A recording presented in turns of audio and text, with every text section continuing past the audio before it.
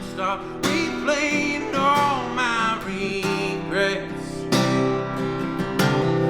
Spend my days mixing, overthinking, and drinking till I'm lost in my head. Now I want to be broken, never stood a chance. Try crawling now, but the closer I get, the walls just... I'm Dawson. I go by Dawson Jaxn. That's my stage name. It's also my middle name. I'm from Powell River, British Columbia. It's this little town in the middle of nowhere with like probably 18,000 people here, and everybody knows everybody, and everybody knows me. And I work in bylaw enforcement. I was always into cars and trucks, but when I actually started working on them and I enjoyed it, it just took off from there. God's real, he'll have mercy on everyone but me. Music, of course, is a huge hobby. Even your emotions have an echo, so much space. Ever since I was a little kid, my whole family's been very musical, so our holidays consisted of my aunt, my uncle, my grandparents, my mom, my great uncle, everyone was at the table, everyone was in the living room, or everyone was at the house outside on the deck, and we're just playing music, and that was some of my favorite times. But I think growing up was the music was just such a huge influence.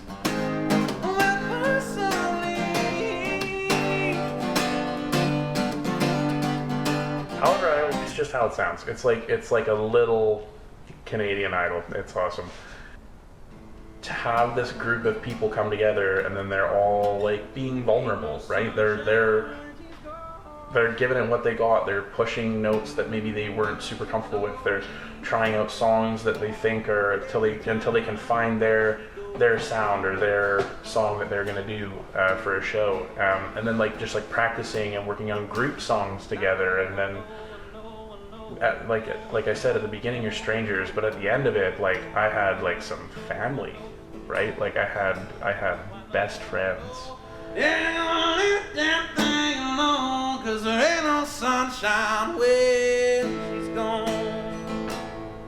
The first year of Powell River Idol, I remember running, and I was no thinner then.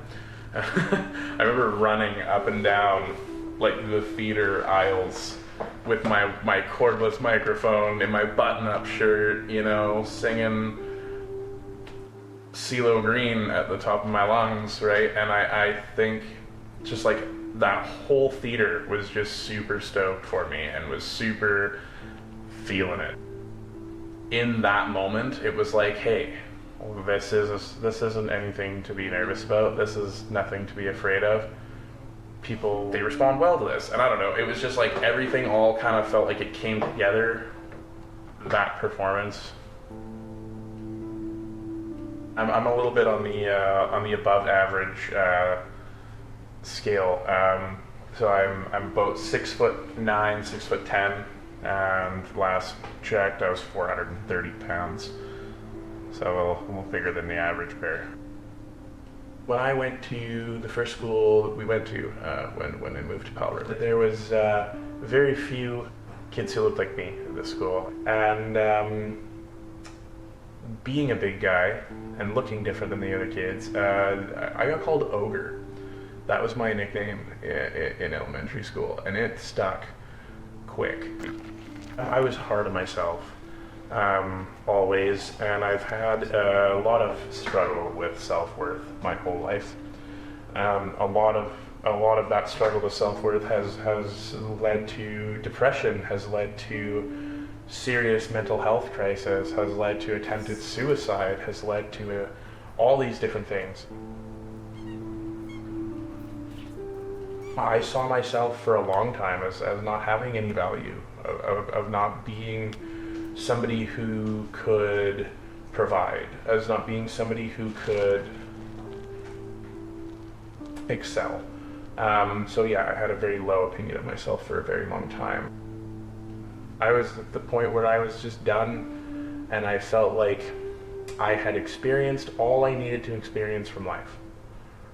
I had experienced heartbreak, I had experienced happiness, I had experienced everything I had needed to from life. I felt like there is no way me being on this planet for another 60 fucking years in this misery is going to benefit me at all. It took my mom and my wife telling me, like, you're not going anywhere. You're not. Please don't do anything rash. I had my keys in my hand, and I was determined I was gonna go hit the heaviest, biggest thing I could in my truck as fast and as hard as I could fucking hit it. And there was nobody that was gonna stop me. I would have ripped the fucking hinges off the door. I was done. I honestly felt like my life was garbage and I needed to throw it away. And I needed to be thrown away. Like, everyone's life would be better if I wasn't in it, was my mentality at the time.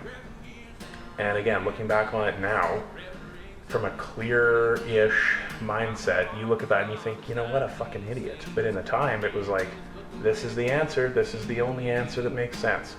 And if they had not been there for me, I wouldn't be here. Like, sometimes I'll just go sit on the couch in the dark and just,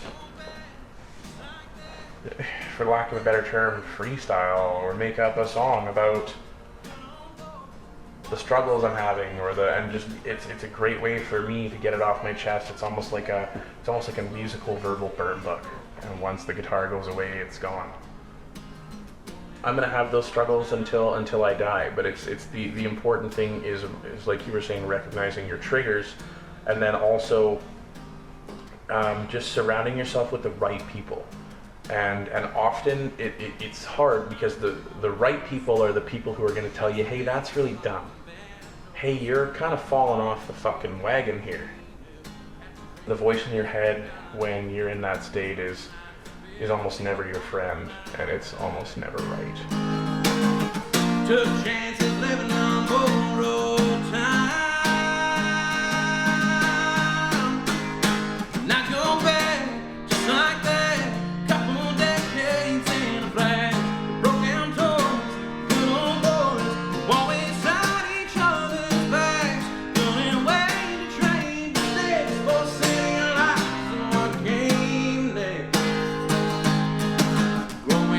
Small town, that's as good as it gets. There's a kinship in the country. City boys will never know. So my brothers, this goes out to you. One more for the road. And I go back just like that. A couple decades in a flag. Broke down toys, good old boys. Always at each other's back.